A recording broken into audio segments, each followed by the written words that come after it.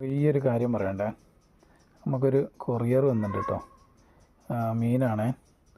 അതിൻ്റെ കൂടെ 2 ഐറ്റംസും കൂടെ ഉണ്ട്. അപ്പം തുറന്നിട്ട് കാണിച്ചു തരാം കേട്ടോ. ആണ് സാധനം. ഇതിൽ 2 ഫീമെയിലും 1 മെയിലും ഉള്ളു കേട്ടോ. ഇത് ഫീമെയിലാണ്,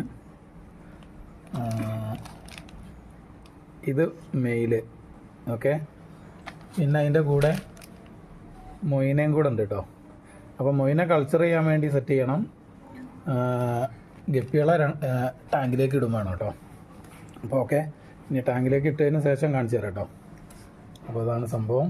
ഓക്കെ, നമ്മുടെ ഗപ്പീസിനെ ടെമ്പറേച്ചർ ഒന്ന് സെറ്റാകാൻ വേണ്ടിയിട്ട് ഇതിലിട്ടുണ്ട് കേട്ടോ. ഏകദേശം ഇപ്പോൾ ഒരു അരമണിക്കൂറായി. ഇപ്പോൾ ഈ ബേസണിലാണ്. ഇതിൽ ലേശം ഫോക്സ്റ്റൈൽ കുറച്ച് വാഴയിലേക്ക് ഇട്ടിട്ടുണ്ട് കേട്ടോ. ഓക്കെ, അപ്പോൾ ഇനി തുറന്ന് വിട്ടിട്ട് കാണിക്കുക. ഗപ്പീനെ ഇതിലേക്ക് ഇട്ടിട്ടുണ്ട് കേട്ടോ. ഇവനാണ് കേട്ടോ ആള്. ഇവൻ്റെ പേര് ഞാൻ മറന്നുപോയി. അപ്പോൾ ഇനി ഓർക്കുമ്പോൾ പറയാം കേട്ടോ, അടുത്ത വീഡിയോയിലായിട്ട് പറയാം. ഇവനാണ് ആള്. ഇത് മെയിലാണ്, ഇത് ഫീമെയിൽ. ഒരു ഫീമെയിലും കൂടെ ഉണ്ട് കേട്ടോ. ഇത്. അപ്പോൾ ഇവരെ ഇങ്ങനെ ഇതിൽ സെറ്റാക്കിയിട്ടുണ്ട്. ഇനി ഇതാണ് നമുക്ക് കൾച്ചർ ചെയ്തെടുക്കാനുള്ള മൊയിനയാണ് കേട്ടോ. അപ്പം ഇതിനെയും കൂടെ ഒന്ന് റെഡിയാക്കണം. അപ്പം അതിന് വേണ്ടിയിട്ട് ഈ ഒരു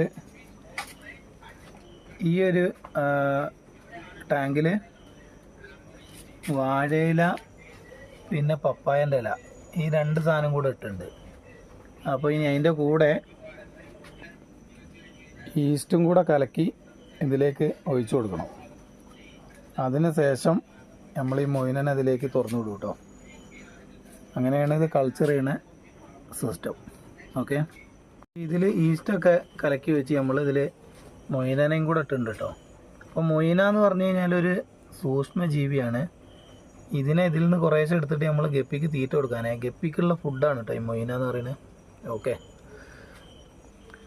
അപ്പോൾ നമ്മളെ ഗപ്പികളൊക്കെ ഇതാ ആക്റ്റീവായിട്ട് അതിലൂടെ ഉണ്ട്. അപ്പോൾ സംഗതികളൊക്കെ സെറ്റായി. ഇനിയിപ്പോൾ ഇതിൻ്റെ അപ്ഡേഷനും കൂടെ ഇടയിൽ അറിയിക്കട്ടോ. ഓക്കെ.